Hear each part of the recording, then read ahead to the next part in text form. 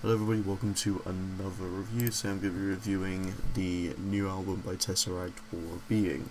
So after Sonder, which it's been 5 years since that album, I feel like that album has left like a pretty good mark on their sound. I don't think it's the most creative, most genius album they put out, but I feel like while it offers a lot of good stuff, I think it's been leaving a lot of TesseracT fans craving something that just feels brand new, and 5 years later we finally got the answer to that of what could we expect, where's this new album, and finally the day is here for the TesseracT fans to really enjoy. And digging into War of Being, it is a pretty well structured album in terms of the overall atmosphere they have built up. There's a lot more of a story. I don't really know much of it, but I know it's something to do with two characters, I think, and I think it's the ones on the album might be linked to it.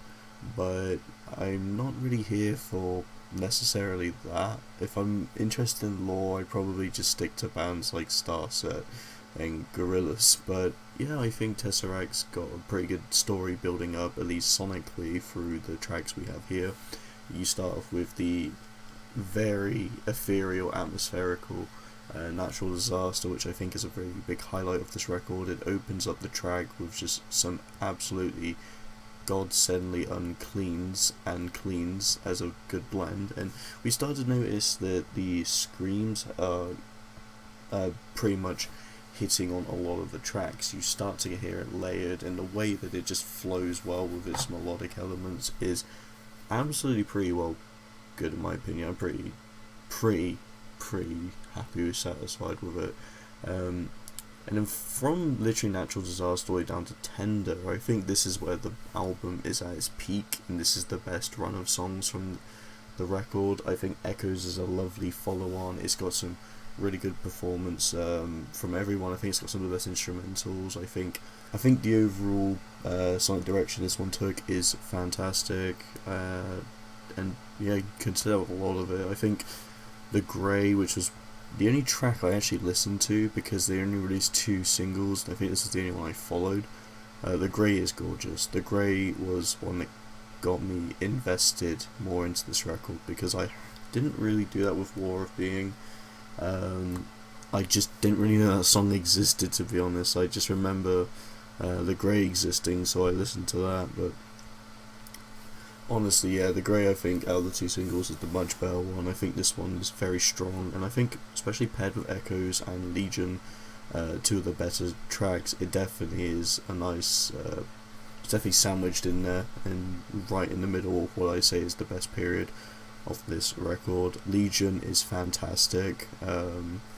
Just all the different vocal assets. We have falsettos, which just literally feel on par with how Matt Bellamy's vocals are, but I'd probably say it's a little less graining than that.